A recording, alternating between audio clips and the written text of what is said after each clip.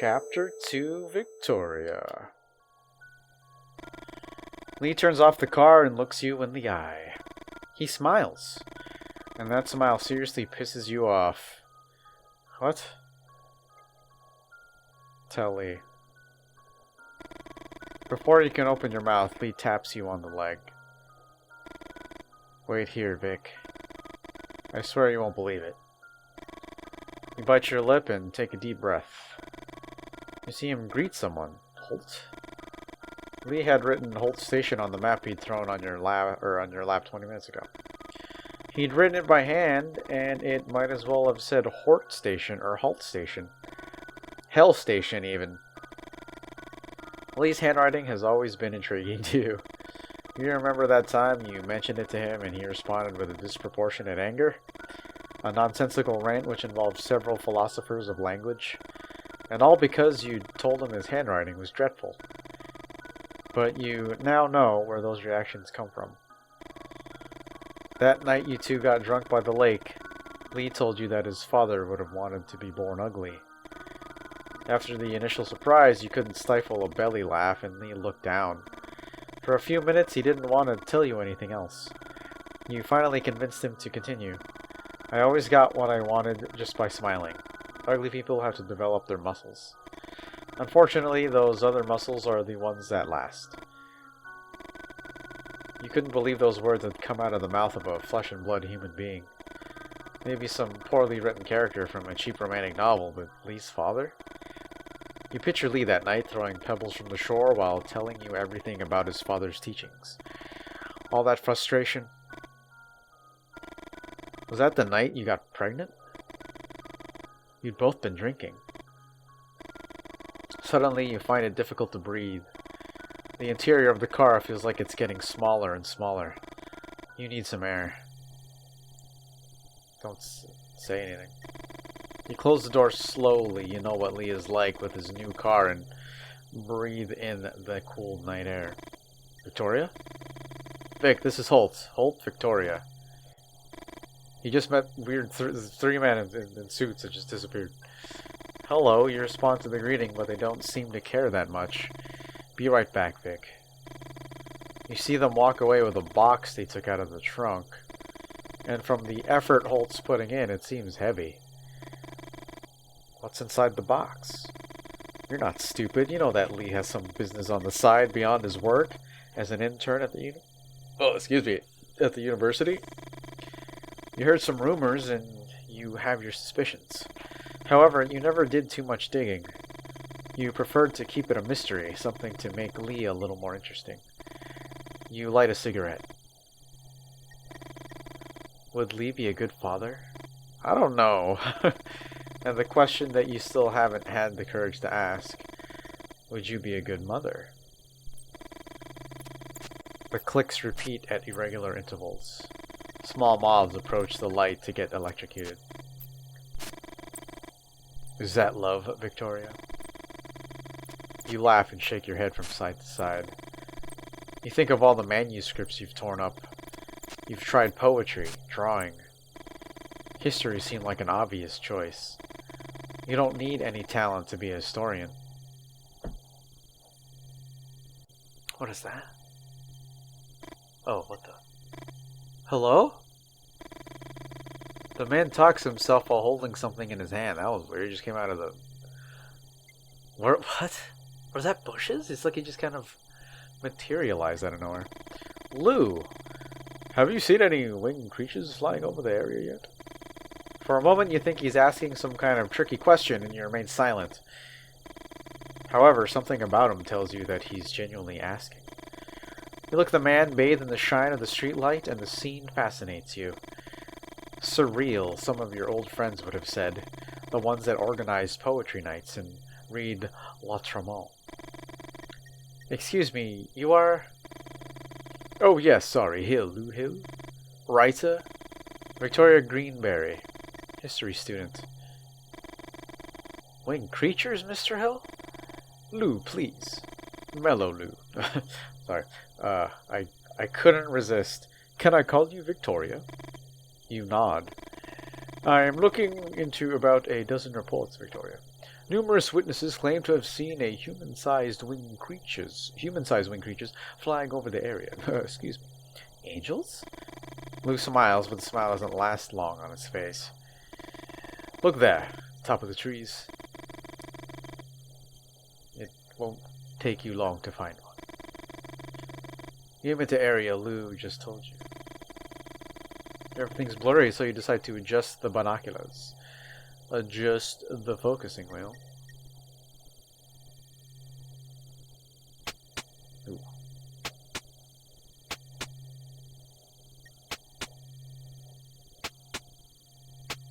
What the heck? It's getting blurrier. If you can't focus, try adjusting the diopter first. Okay. It's adjusted to compensate for some issues with my left eye. But you're young. Try to adjust it to see the same with both eyes and focus. Okay. You move the diopter to the right and notice a change in your left eye.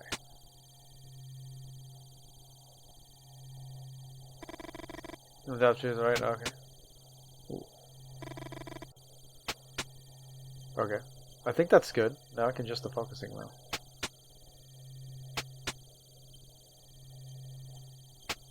Oh, what the heck?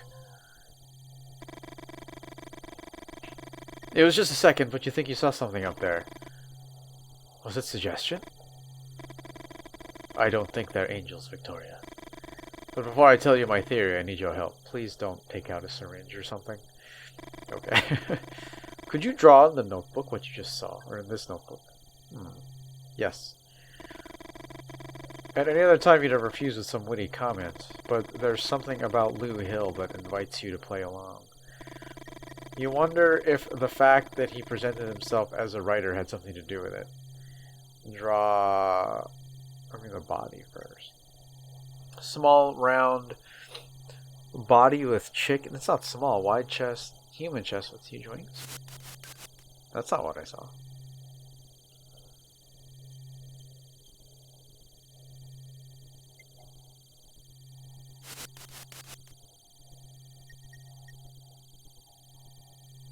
It's like... Is that what I saw? Bird-like legs? I don't know. I feel like it was kind of that, wasn't it? Before giving it back, you write some notes further describing what you saw.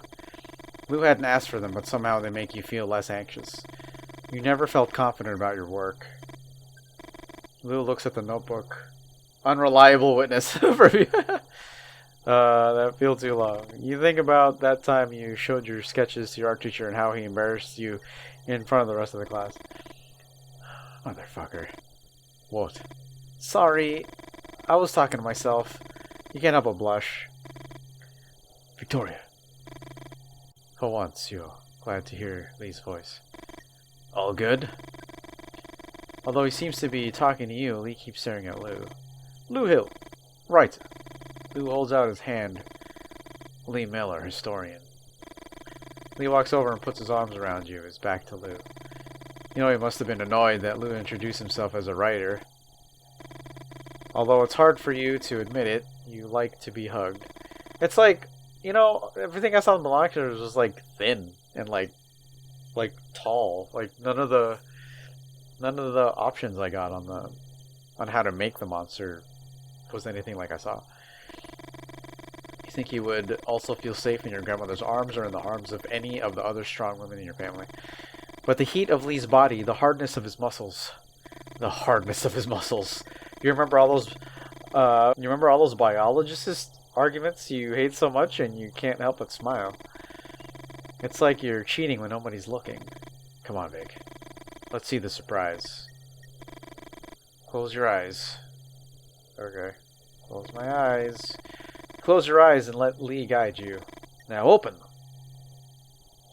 We didn't really walk too far. Oh, okay, so picnic. There's a dog there. So, what do you think? A romantic dinner for two under the same meteor shower that amazed our ancestors. You instinctively put your hand to your belly, and when you realize it, you quickly put it in your pocket. You look at the dog tied to the post. Oh gosh, the dog doesn't look like that from a distance. The dog growls into the dark. Oh, something's there.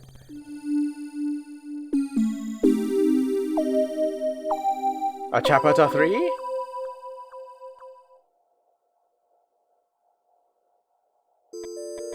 Back to Holt. Okay. Press enter to continue. Holt, you've known Lou Hill for a few months now. The first time you talked to him was at the Moose.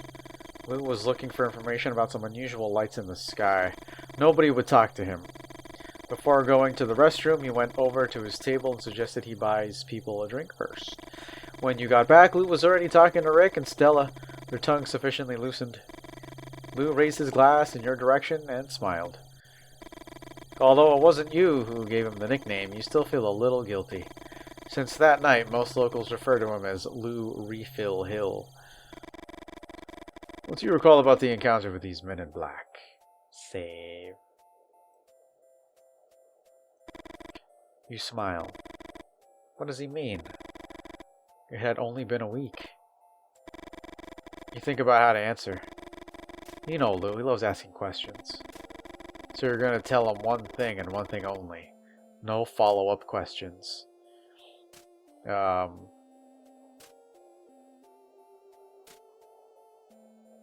legs. The men in black seemed interested in my grandma's legs. Lou raises his eyebrows. One of them told me that the spots on Elsie's legs predated her birth. And now that I think about it, I think he knew my name too. It's not difficult considering the big sign outside, right?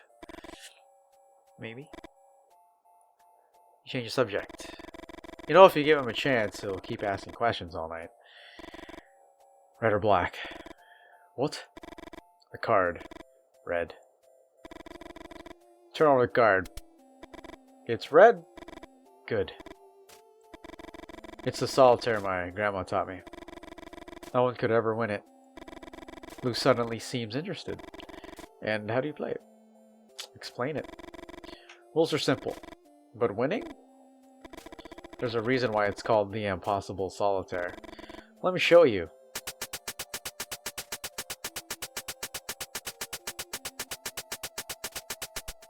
Oh my.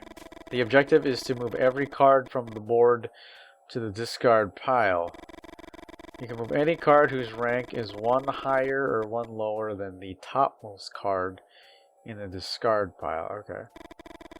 So let's say there's a 5 in the discard pile, so 6 and 4. Okay, you can either place a 4 or 6 on top of it. And remember that if there's a K in the discard pile, you can place an A.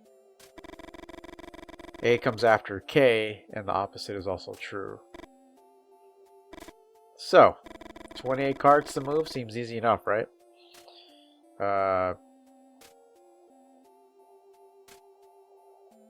What? Wait, what do I know is a discard pile? Move. Was that 4? Is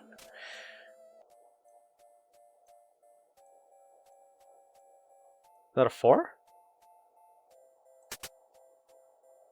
Okay. Oh, this is discard pile. Turn over. When you're stuck, you can turn over a card from the stock to the discard pile. Okay. But to turn over, you need to make a bet first. Black or red? Which one's gonna be? Oh, so that's what he's doing. Lose the bet and you lose the game. Son of a bitch is almost unwinnable. I'm gonna bet black. Ooh.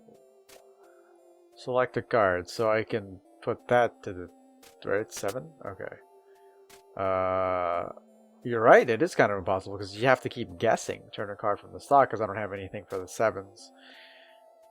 Bet black. Oh, I got it. Okay. Select a card. I wish I could just click the 9. Right. 9, and then select a card, and then right.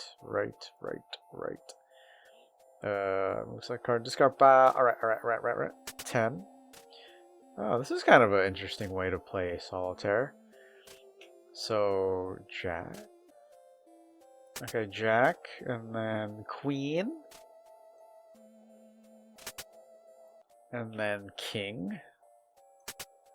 Okay, so I can select an ace now, right? Right. Okay, so ace, I can do king now. And then queen.